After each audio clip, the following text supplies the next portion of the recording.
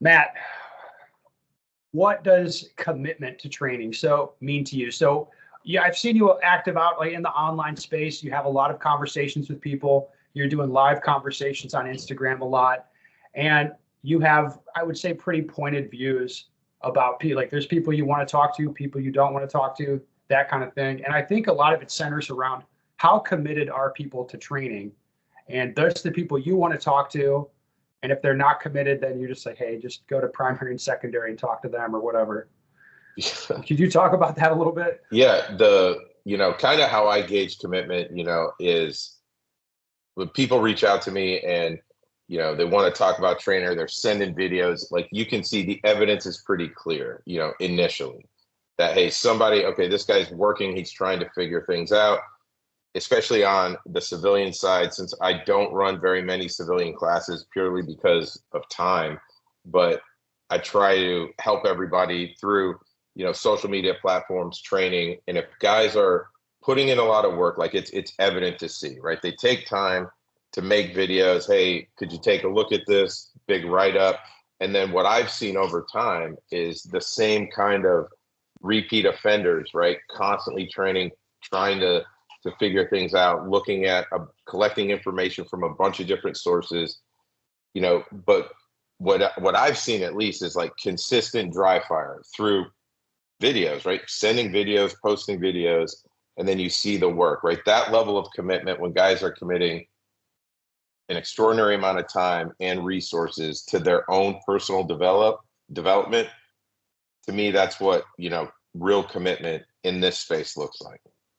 All right. So what do you see from guys where you're like, hey, they're not really committed to training. They're not serious about this. Now, what tells you that if you're having an interaction with someone?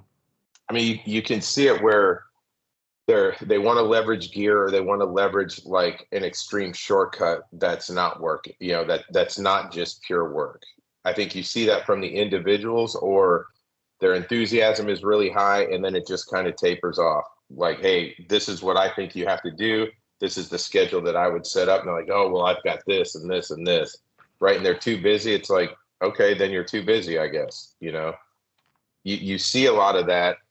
I see guys like in the training space on the instructor side that their level of commitment, like they're more committed to making content and putting information up rather than their own development. And I think you also see that in shooting, right? There are guys that I believe it's more of a marketing company rather than a training company.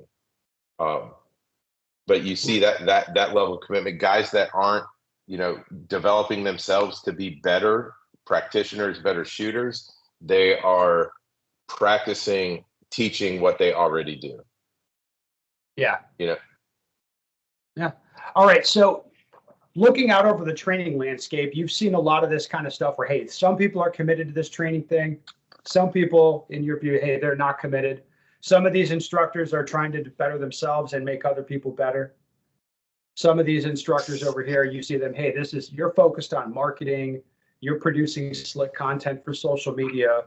Like that's what I see from you. And you've taken issue with a lot of that stuff. And you are one of the more polarizing figures in the community. Not that I can talk. I'm pretty polarizing as well. But a lot of people just don't like that. Matt, especially, he's very okay with disagreeing with people. And then a lot of times, if there's a disagreement, people will say, hey, you're wrong, or you're being antagonistic, you're beating people up, you're doing the wrong thing just by having a disagreement. That's right. Now can you talk about that a little bit? Yeah, that's become super commonplace, right? In the training industry, is if you disagree with something, doesn't matter what it is, and you're vocal about that, or you at least voice that disagreement. You make a public post, and then I make a comment that I disagree with it, right? Regardless of the wording, it can be as nice as possible, and people are like, well, it's toxic, it's whatever, or you go about it the wrong way. They do all that without acknowledging the fact, like, hey, I'm in this at a different level than you are probably. I look at these things differently. than you do, potentially. Otherwise, you wouldn't put this stuff out for guys. Like, a lot of people go to social media for their primary source of training, or at least ideas about training. And when I see something that is wrong and goes against truths that I hold to be true based off my experience, my firsthand experience, and based off my time carrying a gun professionally, like, I say something about it, right? And for whatever reason, that disagreement becomes, well, it's toxic, it's whatever. And it goes everything from the military guys absolutely lying about their experience. I mean, that's fucking rampant in this world, right?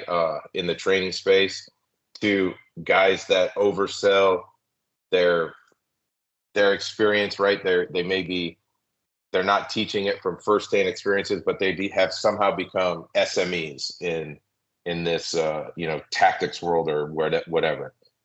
And anytime you say that, it's like, well, hey, why aren't you supporting me? It's toxic, but I don't support you because I don't agree with you. I don't agree with what you're saying, right? And can articulate, hey, this is why I believe that's bad. And then it gave birth to, right, like, kind of, well, hey, the easiest way to do this is let's have a live discussion, right? And Right. that kind of gave birth to the Redneck Lives, where, dude, we can just jump on one of these social media platforms like Instagram. It's super easy. You talk, I talk, people can tune in and watch, right? I have my position, you have your position. It's very low cost to do. It takes nothing but time, and then voice your opinion. The funny Right. thing is, Yeah. That's been, so for the people, I've posted some of the old Redneck Lives to this channel, and people eat it up. They find it very, very interesting. And I'll tell you something else that's been interesting on the YouTube channel is people like that I'm interactive with the comments. And it's like, you can read comments and it tells you a lot about where that person's coming from. And I wouldn't want to just do a Redneck Live with random people, but you can see the value. Like, hey, if we just talked like on Skype or whatever, or on the Instagram's live platform, just a 5-minute conversation face to face with that individual, like, we would both understand things a lot better very quickly. Yeah. And that's why I like the lives. I think it's just the format that it's live, right? You can't, and it's all right. There's plenty of times, you misspoke or whatever, but you have to clarify what you mean, clarify what you're saying. But for a lot of people, that's hard. In my view, when there's these guys running around the training space that are subject matter experts, you should have no problem at any point talking about, your ideas, your concepts, and what you feel or think about shooting. Like, that shouldn't be a heavy lift, right? If you're making money teaching CQB, you should be able to know the ins and outs of what and talk about it. But for a lot of people, it becomes a very emotional thing, right? And then it's looked at where, well, I'm just trying to. The one I get that I love, it's like, you're trying to put me down to boost your own followers. And I think what people don't realize is I could give 2 fucks about how many followers I have. Like, the day that I get completely banned from social media will be probably one of the best days of my life. Yeah. It's like, to me, they can take it away anytime they want, as they have done for both of us. I think have gotten in, have had problems even keeping a social media account. Yeah, I mean, it's one of the you blade run anyway. What I found really early on, there's people like to complain and be kind of nefarious behind the scenes. I mean, that was I think for both of us, the nexus of our accounts being taken down. It was somebody who had an in that, broed out with someone that worked at Meta, and that ended up, losing accounts for a little bit.